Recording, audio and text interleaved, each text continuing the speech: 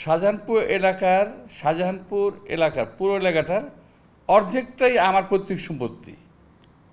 I repeat, Shahjahanpur এলাকার পুরো শাহজাহানপুরের অর্ধেকটাই আমার পৈতৃক এবং আমার আত্মীয়স্বজনের প্রপার্টি। বিএনপির বিরুদ্ধে চাঁদাবাজির অভিযোগ আসাটা খুব স্বাভাবিক। মরহুম সাইফুর রহমান সাহেব একটা কথা বলতেন, সেটা হলো যে হাড্ডির পাশের মাংসটা খুব নরম, খেতে খুব মজা লাগে। তো বিএনপি এখন স্বাভাবিকভাবে কেন মানুষ ধরে নিয়েছে আমি জানি না, একটা বিএনপি একটা জনপ্রিয় দল, বড় একটা দল, এই জন্য স্বাভাবিকভাবে ধরে নিয়েছে যে বিএনপি হয়তো ক্ষমতায় আসবে। এই যে ক্ষমতায় বিএনপি আসবে এই চিন্তা করি একটা দল অস্থির হয়ে আছে। এই জন্য বিএনপি সাধারণ কর্মী থেকে নেতৃবৃন্দ সহ সবাইকে তারা একটা অপবাদ দিয়ে চাঁদাবাজি এটা সেটা করছে, কিন্তু মানে চাঁদাবাজি, লুটতরাজ কিংবা বিভিন্ন দখলদারি এগুলোর উপর কথা বলতেছে। কিন্তু মূলত আমি তো বলতে পারি আমার জানা মতে, আমার দেখা মতে অন্য কয়েকটা রাজনৈতিক দল, একটা নতুন দল আর একটা পুরনো দল, তারা তো সর্বোচ্চ চাঁদাবাজি করতেছে, প্রাতিষ্ঠানিক চাঁদাবাজি করতেছে, তারা ডিক্লেয়ারে চাঁদাবাজি করতেছে। তারা বলতেছে যে আমাদের টাকার উৎস থেকে আসে, এটা বলা যাবে না। হোয়াট ডাজ ইট মিন? আমার টাকার উৎস যদি আমি বলে দিই তাহলে এখন যদি তার ক্ষতি হয়ে যায়, তার ক্ষতি হতে পারে, এটা অর্থটা কী?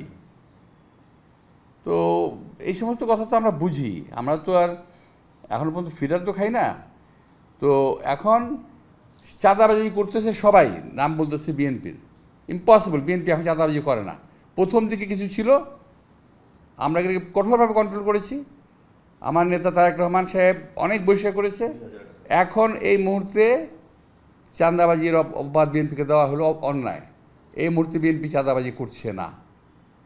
আর আমার বিরুদ্ধে যেটা বলা হচ্ছে যে রেলওয়ের জমি দখল করেছি, যেমন দখল করে আমি থাকি ইত্যাদি বলা হচ্ছে, সেটা আমি আগেও প্রশ্ন করেছি, আজকেও প্রশ্ন করছি, এবং এই প্রশ্নটার জন্য আমি ধন্যবাদ জানাই যে 51 কোটি টাকার জমি, রেলওয়ের জমি আমি দখল করেছি। একটা কোন পত্রিকায় আজকেই দেখলাম বোধহয়, নাকি ফেসবুকে বোধহয় আছে, যে এরপর ক্ষমতায় আসলে কী হবে, এরপর বিএনপি ক্ষমতায় আসলে কী হবে। এখনই 51 কোটি জমি দখল করেছি, 51 কোটি টাকার জমি দখল করেছি। আসলে কোন পত্রিকা এটা আসছে আমি জানি না, অনেক আগের পুরনো একটা পত্রিকা, সম্ভবত এটা 2006 সালের আগে। এবং এই পত্রিকাগুলো উঠিয়েছিল আমার যারা প্রতিপক্ষ, আওয়ামী লীগ, এবং ওই সময় আমার যারা নির্বাচনী প্রতিপক্ষ ছিল, তারা এই কথাগুলো উঠেছে। সেই পত্রিকাটার কাটপিস দিয়ে দেখলাম যে ওখানে লেখা হচ্ছে, এবং বিভিন্ন লোক বলতেছে, বিভিন্ন ব্লগাররা এই কথাটা তুলে ধরতেছে, যারা নাকি আওয়ামী সমর্থক, এনটি বিএনপি যারা তুলে ধরতেছে।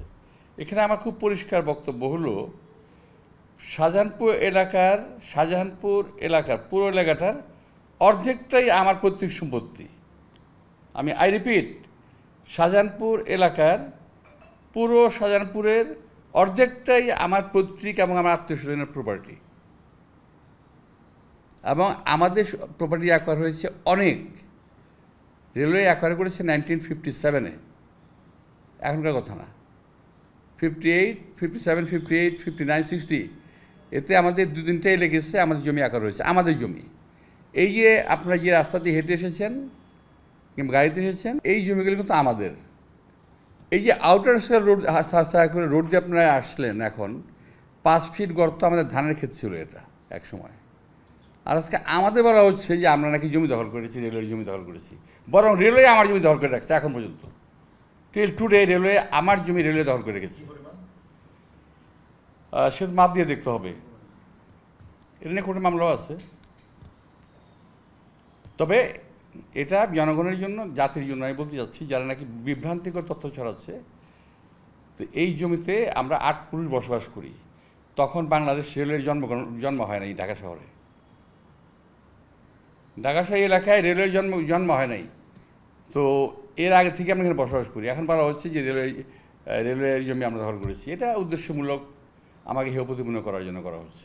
এই মুহূর্তে আওয়ামী লীগ তো আছেই, পাশাপাশি আরও 2টা দল আছে, তারাই কাজগুলো করতেছে উদ্দেশ্যমূলকভাবে। সোশ্যাল মিডিয়ায় তাদের টাকা আছে এখন, সোশ্যাল মিডিয়ায় প্রচুর টাকা ব্যয় করতেছে তারা, মানে মানে বহু মুখে কনসার্টেড ওয়েতে তারা বিএনপি নেতাদের বিরুদ্ধে কথা বলতেছে। তারা মির্জা ফখরুলের বিরুদ্ধে বলতেছে, তারা খুসরুর বিরুদ্ধে বলতেছে, তারা সালাউদ্দিনের বিরুদ্ধে বলতেছে, তারা আমার বিরুদ্ধে বলতেছে।